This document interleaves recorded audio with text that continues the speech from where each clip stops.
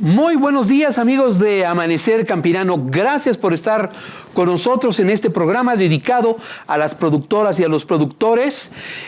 Nuestra intención es ofrecerles a ustedes la mejor información para la toma de decisiones y para que vayamos conociendo aspectos interesantes de la producción de alimentos en la República Mexicana. Y como cada mañana, saludo con mucho gusto a mi compañera Fernanda Orozco, que está conmigo conduciendo. Fer, ¿cómo estás? Muy buenos días. Muy buenos días, Bienvenida. José Luis. Muchas gracias. Como siempre, es un placer amanecer con ustedes aquí a través de Acústica Noticias. Un fuerte abrazo a todos los que nos miran a través de Albavisión. Por supuesto, también a quienes nos escuchan en el 1150 de la AM y quienes nos pueden ver cuando ustedes gusten a través de las redes sociales de Acústica Noticias. Muchísimas gracias. Hoy tendremos un programa por demás especial y tendremos a grandes invitados, José Luis. Así es, y ya está en la línea de Amanecer Campirano, el ingeniero Luis Cuanalo Araujo. Él es presidente del Colegio de Ingenieros Agroindustriales. Y bueno, vamos a platicar de un tema importante. Yo creo que hablar de estrés hídrico es muy oportuno siempre, sobre todo por los fenómenos asociados al cambio climático y que están afectando de manera importante la actividad agrícola.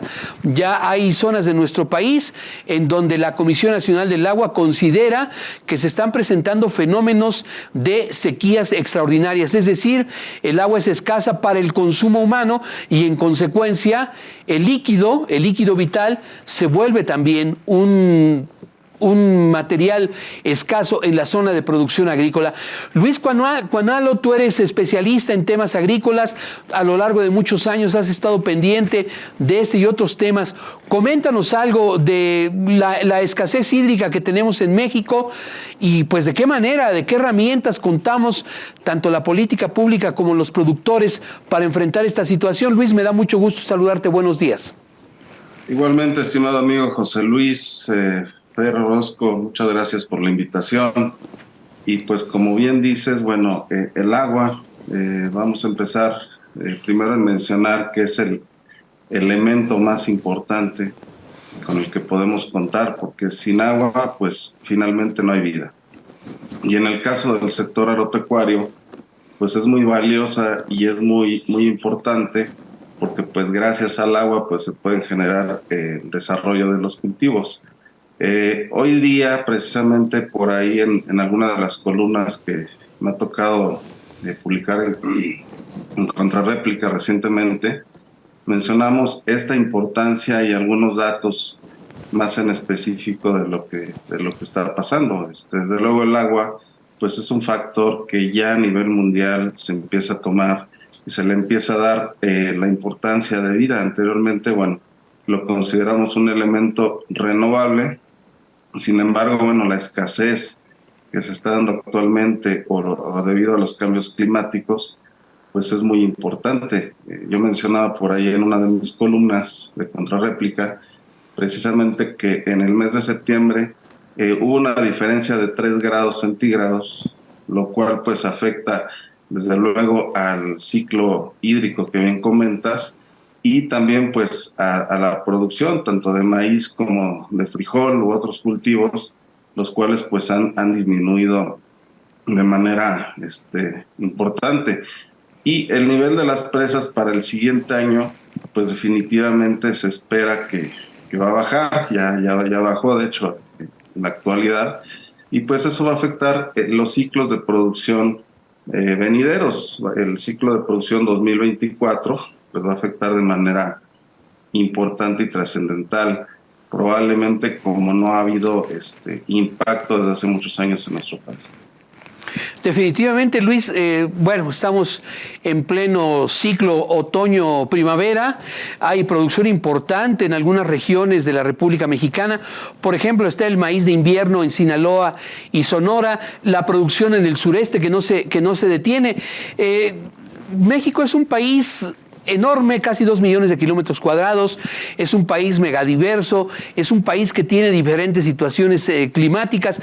Evidentemente, y por favor tú amplíanos más este concepto, el norte de la República es el que enfrenta el mayor estrés hídrico. En el sur del país, pues la zona se combate con un poquito más de eficiencia, tomando en cuenta que en esta época del año también se suelen presentar lluvias muy intensas e importantes en el sur de la República. ¿Cómo ves este panorama tan dual, tan diferente entre unas y otras regiones de nuestro país, Luis? Sí, bueno, eso es por la cuestión, digamos, topográfica en la que nos encontramos en diferentes tipos de climas que hay en nuestro país, y definitivamente pues con eso la variación de lluvias, que en este caso los ciclos hidrológicos, que como sabemos pues empiezan en los mares, y de los mares pues debido a los cambios de temperatura y presión pues se lleva a cabo la precipitación pluvial.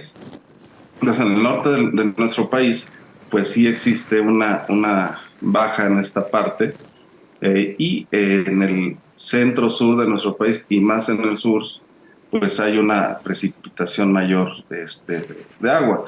Sin embargo, bueno, pues ya hoy día se están tomando medidas, por ejemplo, lo acabamos de ver, inauguraciones de allá, de presas allá en Nuevo León, en donde recientemente el presidente Obrador, junto con el gobernador Samuel García, inauguraron la Cuchilla 2, me parece, y bueno, esta por ejemplo, esta va a llevar grandes beneficios a los productores de esa región, que es la parte de Nuevo León, donde también pues producen gran cantidad de productos. Y así, la primera información que se ve en los diferentes estados del norte del país es la información definitivamente del nivel de las presas. A mí me tocó en el caso de Sinaloa, por ejemplo, cuando llegamos, lo primero que está en el escritorio es el nivel de las presas, porque de ahí pues se origina pues la planeación para la producción de los diferentes cultivos. Entonces, ya nuestro gobierno pues afortunadamente está tomando cartas en el asunto. Recientemente leía por ahí una columna muy acertada del secretario Víctor Villalobos, en donde decía que bueno, derivado de la reunión del COP 28 que fue recientemente en Emiratos Árabes, Dubái, pues se traen bastantes estrategias muy importantes para aplicar. Una de ellas pues es la aplicación de un proyecto, un plan piloto que se va a desarrollar en una unidad de riego allá en Michoacán, precisamente para medir los niveles de agua, los niveles de consumo de agua de los diferentes cultivos y las temperaturas cómo afectan, ¿no? Entonces esto va a ser muy importante porque vamos a tener a nivel piloto de nuestro país pues una forma de poder medir exactamente la necesidad real que tenemos para nuestro sector agropecuario. Muy bien, ingeniero Conalo, lo saluda Fernanda Orozco, con el gusto de siempre de tenerlo con nosotros. Preguntarle, además de estas acciones que nos comenta también en el 2020, el Gobierno de México, a través de la Secretaría de Agricultura, encabezada por el secretario Villalobos, implementaron los polígonos que están ayudando a generar esta llena de las presas en el norte del país, pero ¿cuáles son las acciones que están realizando para el ahorro y conservación del agua en el centro y obviamente en el sur-sureste, que pese a que sí está o que sí tienen un poco más de precipitación, sin embargo también existe pues falta de agua en todo el país, siendo que la agricultura del sector primario es lo que más gasta agua y es justo la agricultura la que más se da en esta zona sur-sureste de nuestro país? ¿Cuáles son estas otras acciones que usted sepa o hacia dónde tendrían que estar enfocadas para generar un ahorro del agua? Sí, gracias, Fer. Pues de las acciones que están tomando es que comentaba, que es un plan piloto que está desarrollando la Secretaría de Agricultura, que va a ser muy valioso, muy importante para esta medición de los niveles de agua. Y también el desarrollo de la infraestructura a través de Conagua. Sobre todo es muy importante el desarrollo de infraestructura, porque sin esta infraestructura pues no podemos tener un abastecimiento adecuado o real para nuestro campo, que precisamente, como bien comentas, pues es uno de los que más, o el que más consume agua para este tipo de cultivos. El agua rodada, por ejemplo, que todavía llegan a utilizar en grandes partes del país, pues es un desperdicio también de agua, mientras que haya infraestructuras de sistemas de riegos, las cuales pues son precisamente que se está tomando en la medida para poder implementar el desarrollo de la infraestructura y la tecnología, que es también un punto que comentaba o comenta el doctor Villalobos en una columna del día de hoy, pues es muy importante y muy valioso para el sector, porque debemos aplicar pues la infraestructura, pero también la tecnología, es decir, hacer la medición real de los consumos de agua y en base a eso ver las necesidades y pues en base a eso desarrollar también la infraestructura, que sabemos que son desde presas, represas, canales, sistemas de riego, etcétera. Entonces, es parte de los trabajos que están desarrollando en conjunto la Secretaría de Agricultura, junto con Conagua y otras dependencias a nivel de las unidades de riego y los gobiernos de los estados. Yo mencionaba por ahí también que es un elemento, es el elemento más importante y por lo cual pues, lo debemos de cuidar y a la vez debemos darle importancia debida a este elemento agua, que sin este elemento pues no solo arriesgamos la supervivencia de los cultivos, sino es del ser humano, desde luego. Definitivamente, Luis. Y bueno, resaltar que el problema de la infraestructura está casado con el problema presupuestal. Ahí la Secretaría de Hacienda tiene mucho que decir, la Cámara de Diputados en la asignación de presupuesto precisamente para obras hídricas y lo que tú has comentado, Luis, también el elemento tecnológico, instituciones tanto públicas como privadas, instituciones educativas, instituciones gubernamentales como el INIFAP, como el Colegio de Posgraduados, las propias universidades también tienen mucho que hacer en esta materia. Pero Luis, antes de seguir comentando sobre este tema, permítenos, vamos a una pausa y seguimos platicando contigo, por favor. Fer, vamos a esa pausa. Vamos a pausa.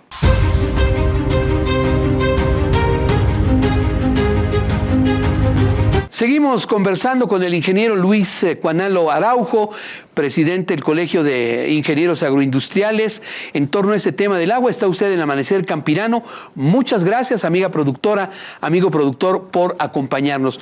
Luis, comentábamos antes de irnos a la pausa que resolver el tema presupuestal no es tan fácil, lamentablemente. Hay que hacer asignaciones muy grandes de recursos para construir esas obras que hacen falta y también la aportación que tienen que hacer las instituciones, tanto públicas como privadas, para encontrar solución a este problema.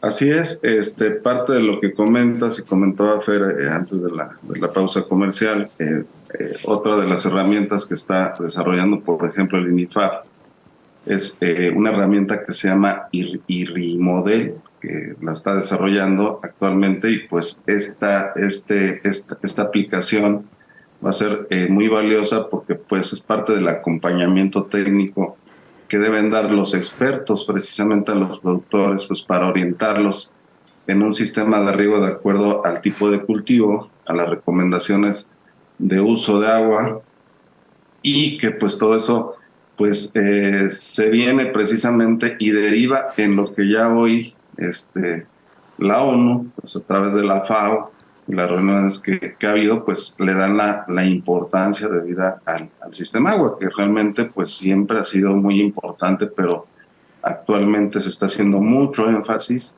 en el agua, lo cual pues seguramente van a tomar en cuenta, como bien comentas también, las partes involucradas en la cuestión del presupuesto, que son desde los legisladores, desde las secretarías y pues desde los gobiernos de los estados, que deben tomarle la importancia e invertirle al agua.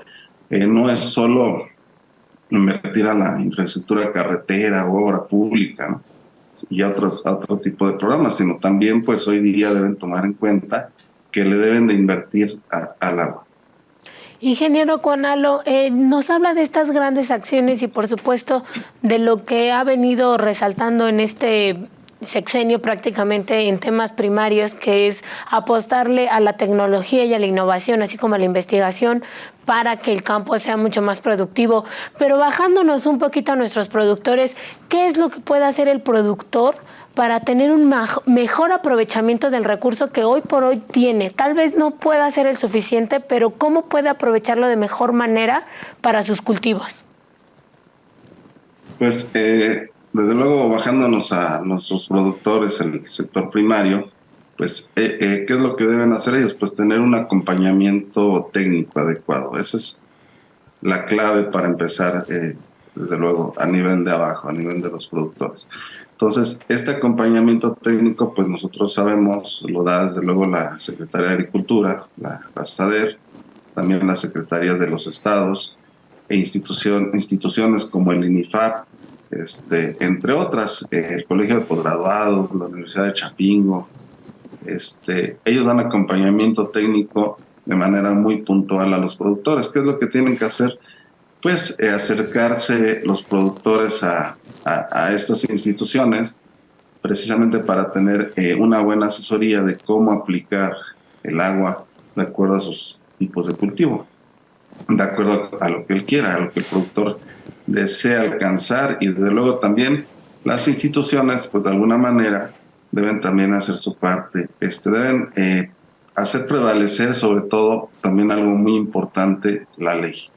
Si no se prevalece la ley, si no se ejecuta la ley, pues tenemos situaciones que ya hemos visto, como son sustracciones ilegales de este líquido agua, el cual pues lo llegan a realizar de manera inadecuada pues algunas personas interesadas en esa situación. Entonces se debe aplicar la ley en esa parte, y pues igual en otras partes del sector donde se involucre precisamente pues al sistema. Y ahí la Comisión Nacional del Agua y las autoridades que regulan la impartición de justicia, el Tribunal Superior Agrario y los juzgados agrarios, pues también tienen mucho que decir, Luis. Sabemos que los conflictos por el agua llegan al sistema jurídico mexicano, y pues ahí en algunas ocasiones incluso se enfrentan rezagos en la materia de tomar decisiones a favor de una u otra parte involucrada. Pero reitero, Conagua tiene mucho que decir también en este tema. Así es, Conagua pues es la institución, digamos, responsable precisamente de este sistema agua, y pues lo cual que se tiene que hacer ahí, pues reforzar precisamente con nuevos planes dirigidos a los diferentes sectores, no solo pues al sector productivo, que es del que estamos hablando, sino a los diferentes sectores, con la finalidad precisamente de tener pues una extracción adecuada de agua, una buena distribución, un buen consumo, y además pues cuidar de manera general este importante líquido. Nosotros a lo mejor donde están ustedes, donde estoy yo, todavía afortunadamente tenemos agua. Abrimos la llave y encontramos, sale agua, ¿no? Todavía. Igual en los campos cercanos de aquí de la zona donde estamos. Pero me tocó un caso muy especial en el caso de Nuevo León, en Monterrey, que llegué a ir en algunos viajes por allá que tuve, y pues había semanas que no tenían este líquido. Semanas donde pues ya la gente no le llegó el agua, ¿no? Les llegaba en ciertos horarios. Comprar un garrafón es toda una odisea. O sea, yo nunca lo pude haber vivido, pero ibas a un Oxxo a querer comprar un garrafón, pues no te lo venden, ¿no? O sea, realmente se llega a esos extremos. Hoy día pues ya se empieza a agilizar un poco más a partir pues de las políticas que ha ejercido el gobernador Samuel García, desde luego bajo el acompañamiento o bajo la indicación o batuta del gobierno federal. Sí, importante esto que dices, Luis, y bueno, has puesto un ejemplo, la zona metropolitana de Monterrey, pero el campo neolonés, la región ganadera de Nuevo León, la región productora también de diferentes cultivos en esa entidad. Estamos hablando de que esta situación se presenta en el vecino estado de Tamaulipas, en algunas regiones de Coahuila, qué decir del estado de Chihuahua, de algunas regiones de Sinaloa y Sonora, del occidente de México, de algunas porciones de Jalisco, y la región central, qué decir, Luis, los estados de México, de Querétaro, de Puebla, de Hidalgo, Zacatecas, de Tlaxcala, en Zacatecas, Durango, en donde el problema es grave. Yo creo que vienen tiempos de reto muy importante para todos, Luis. De hecho, como lo dices, de manera muy acertada, se ven tiempos difíciles, entonces se debe tomar un reto mayor, se deben hacer nuevos planes, nuevas estrategias. Yo creo que sí han venido funcionando las que se han ejecutado, pero hoy día pues se requiere algo diferente. Se quiere, como lo menciona el secretario Villalobos en su columna del día de hoy, la tecnología y la infraestructura. Ese es un punto bien importante porque esa va a ser el principal plano, el principal tema a tomar en cuenta para poder prevalecer y mantener el sistema agua. Todavía no lo sentimos, pero bueno, pues podemos llegarlo a sentir tarde que temprano. Entonces, hay que cuidarlo. Realmente lo que se mencionaba de las cuestiones que nos podían pasar, pues ya lo estamos viviendo, entonces pues ya se tienen que tomar las acciones de manera inmediata. Incluso una de estas acciones pasaría por parte de los productores en la reconversión productiva, es decir, si yo tenía un cultivo de alta demanda de líquido, ya desde este momento tengo que pensar en otra alternativa para no perder competitividad en el campo, Luis. Sí, lo que son las rotaciones de cultivo y pues buscar también alternativas de cultivos, bueno, cultivos alternativos, los cuales pues también llegan a generar importantes márgenes de ganancia o de utilidad para el productor. Hay cultivos que se meten en este tipo de programas muy valiosos, los cuales pues generan utilidades importantes para los productores y además no consumen tanta cantidad de agua, ¿no? Entonces, sí lo hay. Por ejemplo, el caso de Puebla, pues se llegó a aplicar este tipo de cultivos en la reconversión productiva y pues esa parte pues ha funcionado de manera muy importante y estratégica en el estado. Entonces, pues hay bastantes alternativas. Lo que sí se tiene que hacer pues es tomar un plan maestro y a partir de ese plan maestro pues ejecutarlo, porque pues ya lo requiere nuestro campo, ¿no? Y bueno, lamentablemente no estamos hablando de una cuestión teórica, Luis. Ese plan al que tú te refieres, yo creo que tendría proporciones nacionales. Yo creo que pocas regiones se salvarían de él y ya no es una suposición, Luis, ya no es una teoría, ya no es algo que digamos, no, lo voy a ver dentro de 1, 2, 3 años. No, ya es una necesidad urgente, incluso de atención inmediata.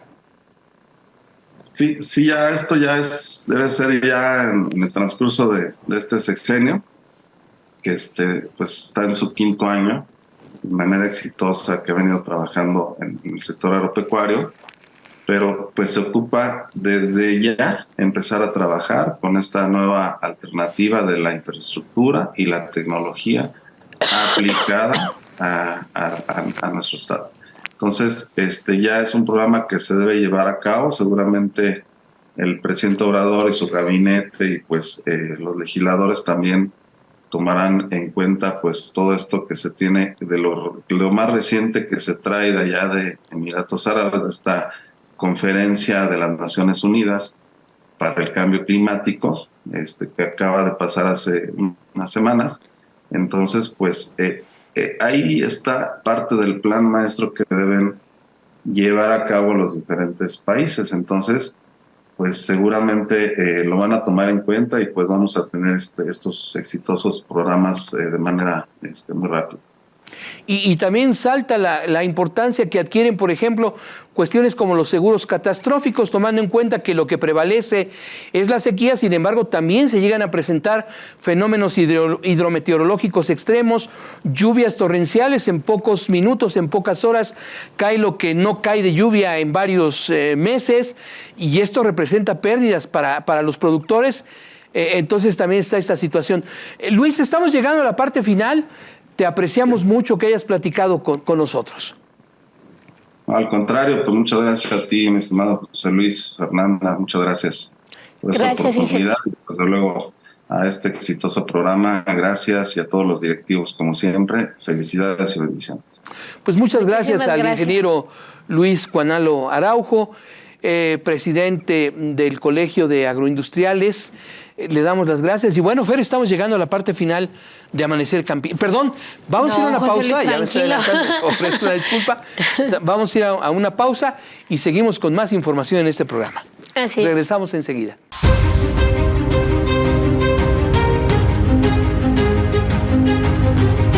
Seguimos adelante, amigos de Amanecer Campirano. Gracias por estar con nosotros. Un saludo muy cordial en donde quiera que nos sintonicen. Y bueno, Fer, vamos a continuar con nuestras entrevistas, y en la línea de Amanecer Campirano está Everardo Chable. Él es integrante del colectivo de comunidades mayas del municipio de Jopelchen, una población muy importante de la entidad campechana, ubicada en el centro norte de ese estado.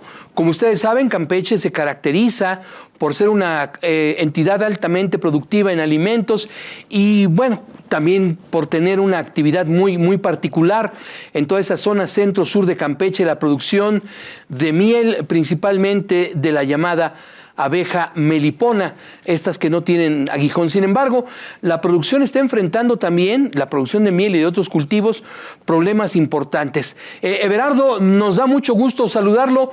Muy buenos días. Gracias por estar con nosotros en Amanecer Campirano.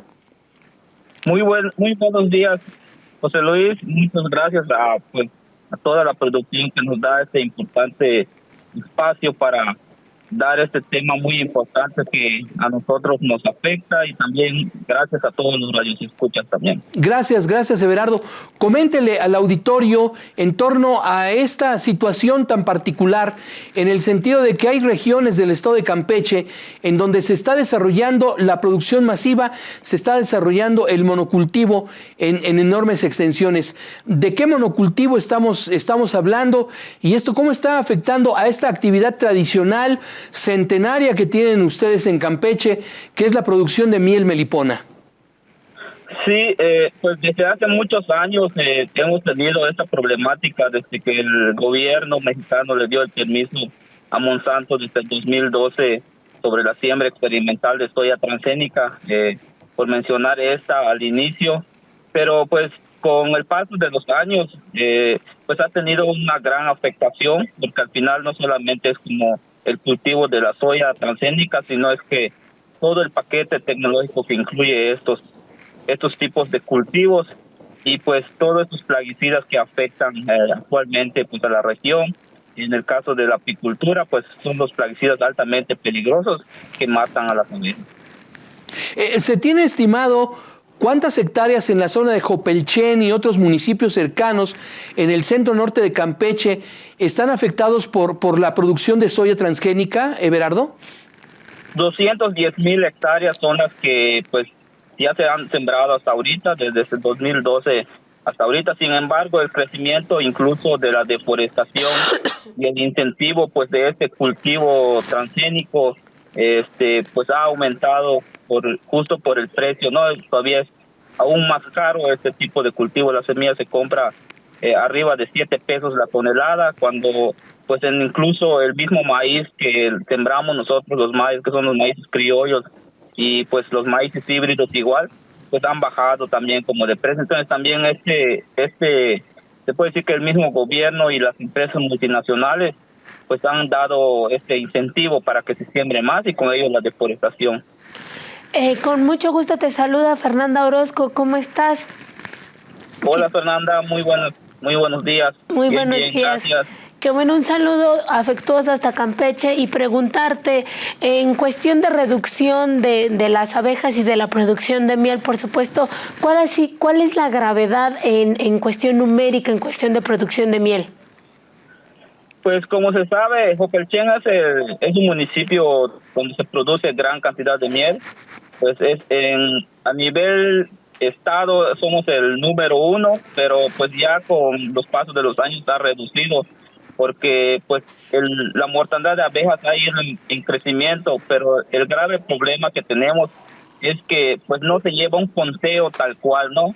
Recientemente, pues en el mes de marzo hubo una mortandad de abejas masivas en una comunidad que se llama Suctú. Estamos hablando de millones de abejas, se contabiliza por colmenas, que fueron alrededor de 400, pero en producción de miel es una gran pérdida económica, hablando alrededor de 12 millones de pesos. Y pues con eso también, pues no solamente es como la pérdida de producción en la miel, sino que todo, pues ese trabajo que va más allá de producir miel, sino que también pues ese afecto que dan las abejas, ¿no? En cuanto a pecorear y polinizar las plantas. Y no estamos hablando de las plantas que producen como los alimentos, por decir sandía, chile, limón y otros, sino que todo esta selva que se tiene que mantener con el pecoreo y la polinización de las abejas, ¿no? Entonces toda esa parte del servicio ambiental que dan las abejas es de suma importancia. Sin embargo, eso no se tiene como estimado de cuánto es la pérdida incluso, ¿no? Everardo, muy importante lo que usted menciona, en el sentido de que la producción de miel es llevada a cabo por una abeja, por una especie, tengo entendido, y usted corríjame, endémica de la zona de la península de Yucatán, estas abejas meliponas, que no las encontramos en otras regiones de la República Mexicana, en donde predomina la abeja europea, estas colmenas de abejas europeas, pues también tienen productividad. Sin embargo, usted lo señala atinadamente, la floración a la que recurren las abejas meliponas es de muchísimas variedades, lo que le da una característica muy especial a la miel que se produce en Campeche y en otras regiones de Yucatán, de la península. Es correcto. En el caso de la abeja melipona, pues como se sabe es nativa de aquí de la península, entonces pues todo este pecoreo y polinización que hace, se lo hace solamente a las plantas que pues son de la región. Entonces, pues no solamente es como la producción de miel, sino también esa parte del uso que se le da incluso cultural, ¿no? Y medicinal también a esta miel, a la cera, a las abejas incluso. Entonces, esa es la importancia que se tiene hasta ahora, ¿no? Es todo un daño completo al ecosistema el que nos estás comentando y el cual nos parece gravísimo, por supuesto, pero ¿cuáles serían, cómo podemos revertirlo, además de obviamente el llamado a las autoridades para proteger a estas abejas y protegerlas de lo que nos comentas, ¿no? Una plantación de monocultivos, una plantación de soya, pero ustedes como productores de miel, productores de las abejas, cuidadores, yo diría, de estos polinizadores tan importantes, ¿cómo podemos apoyarlos, tanto sociedad civil como ustedes mismos en unión, para ir protegiendo de mejor manera su vida de las abejas? Pues sí, muchas gracias por la pregunta, una pregunta muy importante. Yo creo que una manera de protegerlos dentro de la sociedad, como se puede decir, ¿no? Las personas que incluimos, porque no solamente somos nosotros los que estamos con las abejas, sino incluso toda la gente que existe en el mundo, ¿no? Entonces, una manera de protegerlos es, pues, distribuir esta información de los beneficios que aportan las abejas a nivel mundial, porque pues también dentro del mundo hay una gran variedad de abejas. Sin embargo, aquí y en otros países ha sufrido la mortandad incluso pues de las abejas, ¿no? La mortandad masiva. Y pues tenemos entendido igual de que pues hay muchas leyes, ¿no? Incluso normas que algunas veces protegen las abejas, pero más allá de ese trabajo social, pues es eso, dar esta información, replicarlas, no dárselos a conocer, porque al final pues las autoridades en realidad pues no han hecho mucho como el trabajo de apoyar a las abejas, porque no hay una ley que proteja a las abejas, no hay una ley que se prohíba el uso de plaguicidas altamente peligrosos para que las abejas dejen de morir incluso. Entonces creo que es una pregunta muy acertada y esa sería mi respuesta. A ese respecto, Everardo, el Congreso de Campeche, la propia gobernadora Sansores, ¿qué comentan respecto a este problema? O, por ejemplo, de que se genere una ley al respecto para la protección de los polinizadores en el caso de la abeja melipona y me imagino de otras razas de abejas que existan en la península de Yucatán, en la región de Jopelchen y en general en todo Campeche. Pues en realidad las propuestas de ley que se tienen sobre la protección de las abejas en realidad solamente son como pues propuestas de leyes para vender, no producir colmenas, producir la miel, poder transportar las colmenas, entre otras cosas como más de trabajo hacia las abejas, pero no se habla una protección en sí de decir que se dejen de matar las abejas, que no se puedan utilizar productos químicos que las maten, que tengan un lugar seguro en donde puedan coexistir con la naturaleza. Y lo menciono de esta manera porque incluso habiendo esta norma para producir y vender miel, de nada nos sirve a nosotros como apicultores cuando en realidad lo que necesitamos es que se deje de deforestar para garantizar una producción y que se dejen de matar las abejas para que garantice pues, el poblamiento de las abejas mismas.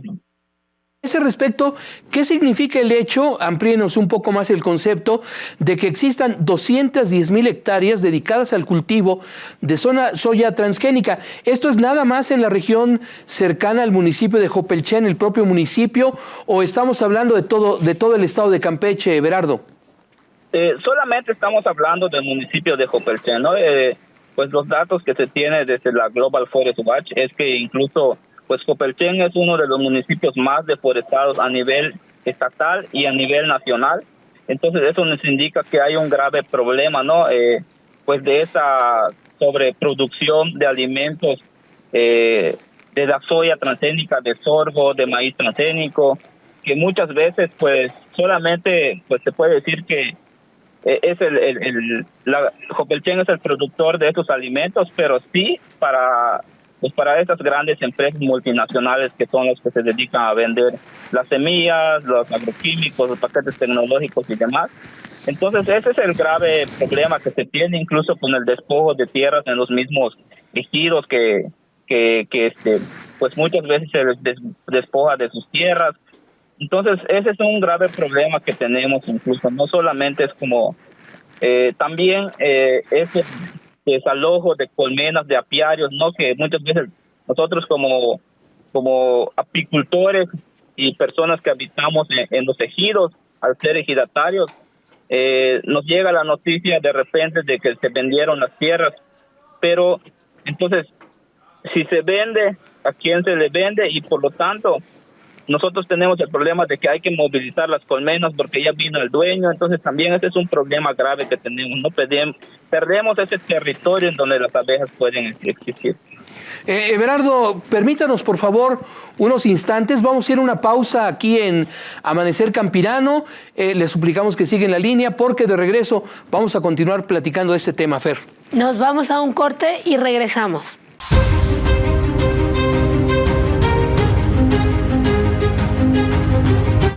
Gracias amigos de Amanecer Campirano por estar con nosotros. Estamos conversando con Everardo Chable, él es integrante del colectivo de comunidades mayas del municipio de Jopelchen en contra de esta problemática tan particular que atraviesa esa región de la península de Yucatán. Everardo, mencionó usted también las afectaciones que se provocan por el cultivo de ciertos maíces híbridos y transgénicos. Sabemos que en la zona de la península de Yucatán hay una tradición también ancestral en torno al cultivo de la milpa maya.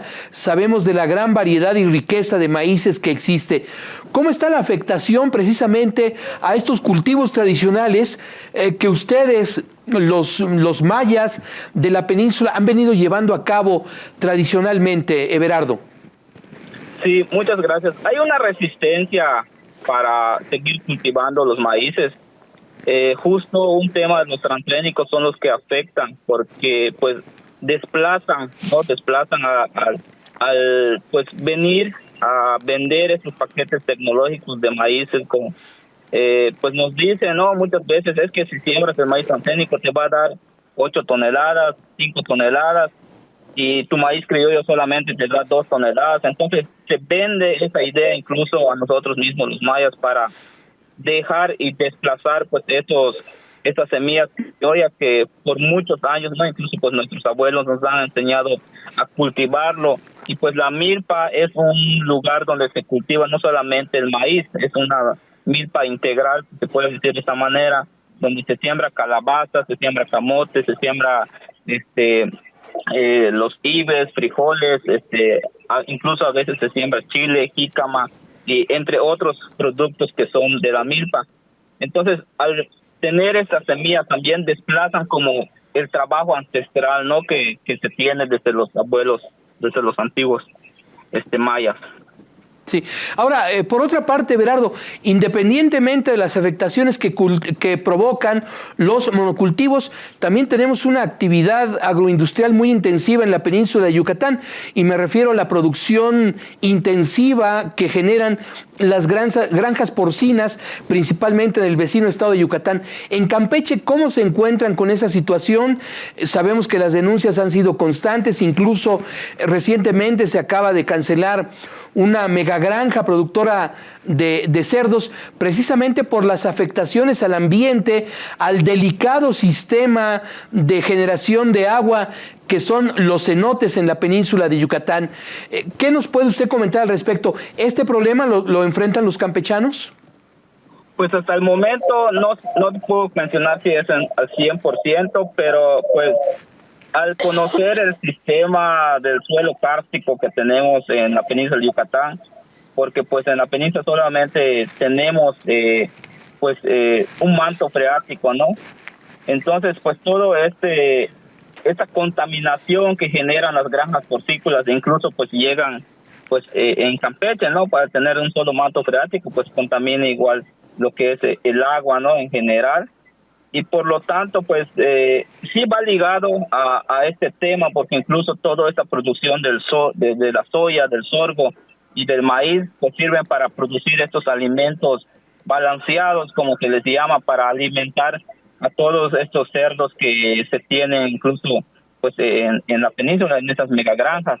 Entonces, también va allí, y uno de los grandes problemas sí es totalmente el agua, porque se contamina por las heces de los animales, pero creo que va más allá del tema de la contaminación, porque incluso también se tiene la contaminación del agua por los plaguicidas, ¿no? Que se usan pues bastante a gran escala, y pues afecta a la salud no solamente pues de las personas que viven en la región de Jopelchen, sino que pues afectan también a toda la península.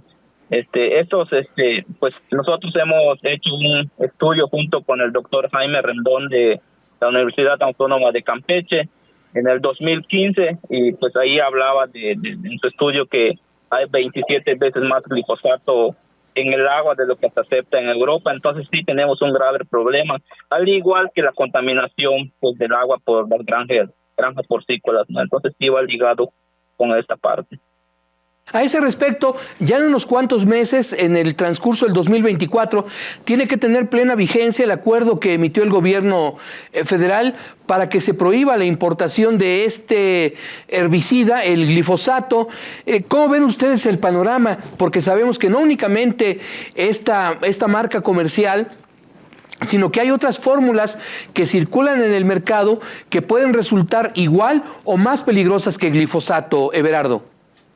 Sí, ese es un tema muy amplio, muy importante, igual por mencionar, porque incluso pues sabemos que estos productos cancerígenos no solamente afectan pues se puede decir a las personas, no, sino que incluso pues están teniendo en los alimentos, en el agua, en el aire, en el suelo.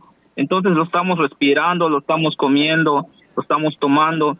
Entonces, pues hay una gran cantidad de plaguicidas que pues, es muy amplio para mencionar, pero sí es de gran preocupación, porque incluso la enfermedad se ha disparado, ¿no? Incluso aquí mismo en el municipio de Jopelchen. personas con mal del riñón, del hígado, pues el cáncer igual se ha disparado. El problema es que el sistema de salud, si se puede decir de esta manera, es que pues no lleva una contabilidad de decir, o tal vez poder predecir a qué está aquejando esta enfermedad, ¿no? O a qué se deriva. Sabemos que en Jopelchen pues hay muchos tipos de plaguicidas y hay más de 20 tiendas que se dedican a la venta, justo por la gran demanda que se tiene por el monocultivo, ¿no? Y la agroindustria. Ahora, ¿qué contacto tienen con otros productores en el estado de Campeche? Bueno, está Jopelchen en el centro norte, si nos acercamos a la costa está Campeche, está Escárcega, un poquito más hacia el oriente de Escárcega está esta maravillosa zona de Calakmul, un asentamiento maya impresionante, una cultura que heredan ustedes muy de mucha tradición, muy intensa en materia de vida. ¿Qué nos puede usted comentar? ¿Qué contacto tienen ustedes, los del centro norte en Jopelchen, con los que están al sur en Calakmul o los que están un poco más al poniente en la costa, precisamente para que unan fuerzas y se pueda enfrentar de mejor manera este problema, Everardo? Sí, con nosotros, pues el colectivo de comunidades mayas de Jopelchen, nos hemos organizado a nivel peninsular, una organización más aquí de la península, con otros apicultores, con milperos, con gente que pues trabaja pues la tierra, ¿no? Las abejas, las meliponas incluso. Pues es una organización en donde pues vemos cómo se puede generar como estas políticas más públicas, ¿no? Se puede decir cómo tener más incidencia en las políticas públicas, al tener más organizaciones más grandes, que se le llama la Alianza Maya por las Abejas Camnalón. Entonces tenemos más fuerza a nivel peninsular y podemos hacer pues más enfoque en estos temas, ¿no? Entonces sí es de gran importancia organizarse para nosotros y pues es lo que estamos tratando de impulsar junto con otros compañeros apicultores, milperos y meliponicultores.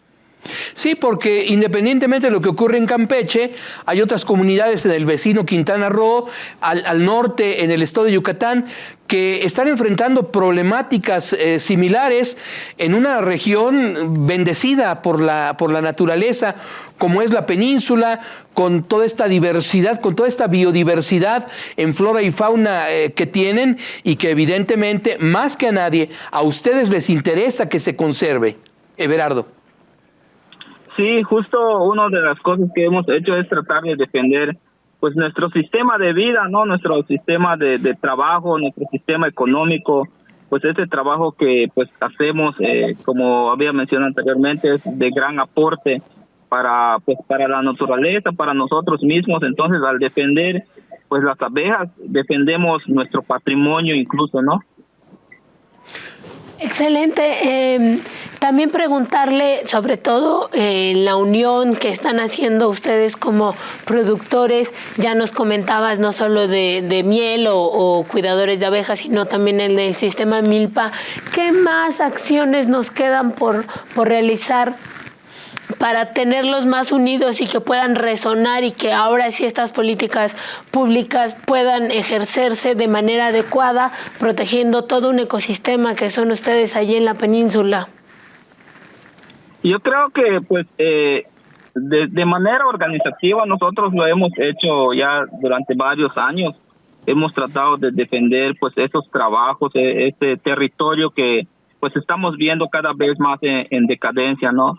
Entonces creo que sí invitar a la sociedad civil a que pues hagan de conocimiento, ¿no? Las luchas, los trabajos que estamos haciendo a nivel peninsular, porque esto ayuda a tener más visibilización de los temas, ¿no? De las personas que no conocen pues las problemáticas que existen en el país, ¿no? Incluso porque pues tenemos un amplio problema pues aquí en la región. Tenemos este problema de los plaguicidas, de la contaminación del agua, de las granjas porcícolas, de otros megaproyectos incluso, pero también a nivel país tenemos otros problemas. Entonces creo que sí es importante pues dar a conocer esta problemática.